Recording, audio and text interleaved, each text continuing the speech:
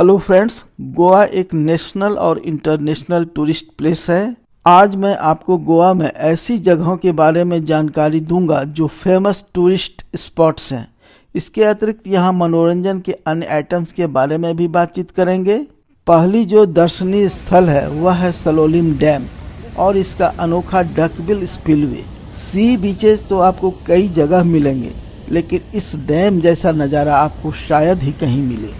South Goa में स्थित यह डैम जब बरसात में भर जाता है तो एक्स्ट्रा वाटर को निकालने के लिए गोल स्पिलवे से पानी निकाला जाता है, जिससे उठते हुए पानी के कण भाप जैसा दृश्य प्रस्तुत करते हैं, जैसे किसी बड़े चाय के प्याले से भाप उठ रही हो। किंतु यहाँ जाने से पहले यह पता कर लें कि डैम के स्पिलवे से पानी ओवरफ्लो हो रहा है या नहीं। प्रायः बरसात में अगस्त सितंबर के महीनों में यह दर्शनीय होता है। डैम में एक पक्षी का जोड़ा भी नजर आ रहा होगा। वाह! अगला टूरिस्ट स्पॉट है बागा बीच, जहां पर्यटकों की भीड़ होती है। बागा एक छोटी सी नदी है जो इसी बीच के पास समुद्र में मिलती है। बीच के पास आपको तरह तरह के स्ट्रीट फूड एवं रेस्टोरेंट मिलेंगे। साथ ही इस बीच से लगे पीछे में एक बड़ा सा मार्केट है जिसमें फेमस टीटोज लेन भी है। मार्केट में तरह तरह की दुकानें मिलेंगी और कदम कदम पर विदेशी शराब की दुकानें भी। गोवा में इन पर टैक्स कम होने की वजह से ये अपेक्षाकृत सस्ती होती हैं। लोग इनसे फ़्लाइट के लिए सेफ पैकिंग कराकर साथ ले जाते हैं, क्योंकि फ़्लाइट में 5 लीटर तक अल्कोहल ले जाने की अनुमति होती है, बशर्ते वे सेफली पैक्ड हों। बागा बीच के अतिरिक्त गोवा में अनेक सी बीचेज हैं जहां टूरिस्ट की भीड़ होती है, जैसे कलंगुट बीच, अंजुना बीच, मॉर्जिम बीच, कैंडोलिन बीच इत्यादि आपको नॉर्थ गोवा में मिलेंगे। जबकि अरोसिम बीच, वारका बीच, बालोलेम बीच, तालपोना बीच, गालीबागा बीच और पोलेम बीच साउथ गोवा में मिलेंगे। तीसरा टूरिस्ट स्पॉट है डोना पॉला व्यू पॉइंट। मीरामार बीच से साउथ में किनारे से थोड़ा हटकर समुद्र में एक छोटी सी पहाड़ी है, जिसके ऊपर से चारों तरफ समुद्र का मनमोहक नज़ारा दिखाई पड़ता है। किंवदंतियों में हीर रांझा जैसी रोमांटिक जोड़ी की कहानी आपने सुनी होगी।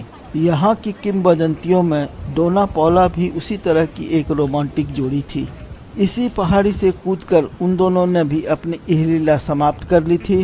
डोना पॉला के ही नाम पर इस जगह का नाम रखा गया है। इनकी एक मूर्ति भी यहाँ बनाई गई है, जिसके पास पर्यटक फोटो खिंचवाते हैं। छोटी सी पहाड़ी पर ऊपर जाने के लिए सीढ़ियाँ भी बनाई गई हैं। इस स्थान को अच्छा डेवलप किया गया है। पहाड़ी के नीचे भी पर्यटकों के बैठने एवं टहलने का स्पेस बनाया गया है। यहाँ कभी अजय देवगन की एक फिल्म की शूटिंग भी की गई थी, जिसका पोस्टर आपको टिकट कटाते समय एंट्रेंस गेट पर ही मिल जाएगा। चौथा टूरिस्ट स्पॉट है पंजिम में फाउंटेन हाउस विलेज। यह गांव गोवा की संस्कृति से परिचित कराती है। पुर्तगालियों द्वारा बनाए गए पुराने भवनों को उसी तरह रखा गया है तथा इनकी दीवारों पर रंग बिरंगी पुताई यहाँ के लोगों की रुचि और परंपरा को चिन्हित करती है। पांचवा टूरिस्ट आकर्षण है कयाकिंग। बागा नदी में भी कयाकिंग का आनंद लिया जा सकता है। कयाक एक छोटी सी नाव होती है जिसके चलाने के लिए चप्पू एक ही डंडे के दोनों सिरे पर बने होते हैं। नाव सीधी बढ़े, इसके लिए आपको दोनों तरफ चप्पू अल्टरनेट करके चलाना होता है। एक व्यक्ति के 400 रुपये 1 घंटे कयाकिंग का लेते हैं। आगे पीछे 2 लोग एक कयाक पर बैठ सकते हैं। इसका मजा तभी ठीक से ले पाएंगे यदि आप फिजिकली फिट हो, क्योंकि पीठ पर जोर पड़ता है। हमने तो 10 मिनट में ही कयाकिंग छोड़ दिया था। यह एक मजेदार वाटर स्पोर्ट्स है जिसे आप एंजॉय कर सकते हैं। छठा आकर्षण है क्रूज डिनर। इसके लिए आपको पणजी के अटल सेतु के नीचे जाना होगा और संध्या समय में जाना होगा। यह मनोरंजन का एक अच्छा आकर्षण है। इसमें पानी के जहाज अर्थात क्रूज पर पार्टी आयोजित की जाती है। क्रूज धीरे धीरे मांडवी नदी में समुद्र की तरफ बढ़ता है और पार्टी समाप्त होते होते वापस किनारे की तरफ आ जाता है। कई अलग अलग नाम वाले क्रूज में सेलेक्ट कर आप टिकट कटा सकते हैं। टिकट के दाम में कुछ बार्गेनिंग भी होती है, जैसे 2000 के टिकट प्राइस को बार्गेनिंग कर 1400 या 1200 रुपये तक भी ले जाया जा सकता है। यह डिपेंड करता है कि भीड़ कितना है। क्रूज पर आपको स्टार्टर, ड्रिंक्स एवं डिनर दिया जाता है और स्टेज पर नाच गाने एवं एंटरटेनमेंट का कार्यक्रम होता है ऑडियंस को भी स्टेज पर गेम अथवा डांस के लिए बुलाया जाता है। अगर आपकी इच्छा हो तो आप वहां जा सकते हैं। लोकल गोवन डांसर भी अपनी कला दिखाते हैं। इसीलिए जब आप क्रूज में इंटर करते हैं तो कोशिश करें कि स्टेज के सामने वाली सीट पर कब्जा करें। यह इंटरटेनमेंट प्रोग्राम नीचे वाली फ्लोर पर होता है, जबकि डिनर ऊपर वाले फ्लोर पर ओपन में होता है। कुल मिलाकर यह एक अलग एक्सपीरियंस होता है और आप इसे पसंद करेंगे।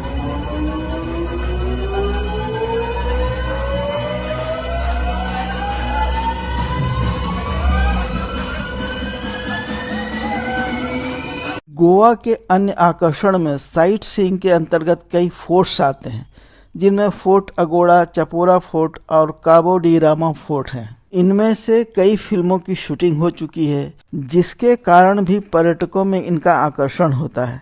इसके अतिरिक्त ये फोर्ट इतिहास का गवाह होती हैं और जिनका हिस्ट्री में इंटरेस्ट होता है उनके लिए भी यह एक इंटरेस्टिंग चीज होती है। गोवा में ट्रेकिंग के शौकीनों के लिए भी बहुत कुछ है, जिसमें दूध सागर फॉल, नेत्रावली और तांबड़ी सुराला का ट्रेक लोकप्रिय है। मानसून के समय में दूध सागर फॉल का अप्रतिम दृश्य होता है, किंतु ट्रेक काफी कठिन है। लगभग 13-14 किलोमीटर का कठिनाई भरा ट्रेक सबके लिए संभव नहीं है। इसे सब प्रकार से विचार कर ही करना चाहिए। गोवा में आपको कई एडवेंचर स्पोर्ट्स में भाग लेने का भी मौका मिलता है, जैसे scuba diving, parasailing, speed boat और banana boat ride, dolphin sightseeing इत्यादि। गोवा में दो अन्य पर्यटक आकर्षण हैं, नाइट क्लब और कैसीनो। नाइट क्लब में DJ lighting, vibrant sound system, dance floor और म्यूजिक बीट्स पर डांस परफॉर्मेंस आपको एक अलग ही दुनिया में ले जाते हैं। आप यहां डिनर एवं ड्रिंक्स भी एंजॉय करते हैं।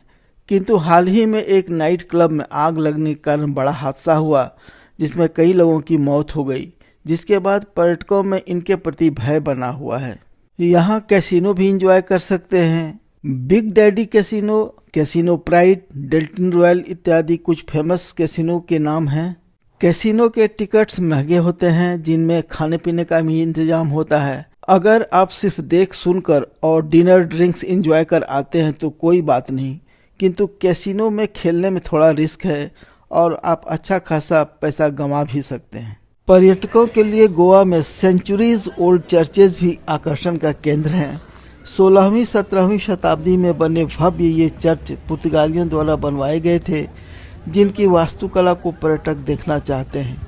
ईसाइयों के लिए तो कुछ चर्च धार्मिक दृष्टिकोण से भी महत्वपूर्ण है। सबसे महत्वपूर्ण चर्च है बेसिलिका ऑफ बॉर्न जीसस।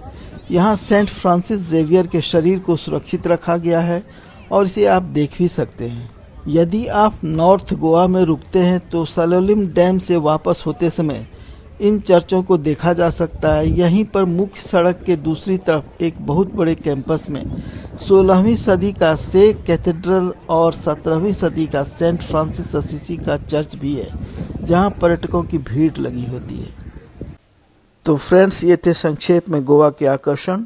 यदि आपको वीडियो अच्छी लगी हो तो कृपया इस चैनल को सब्सक्राइब करें। धन्यवाद।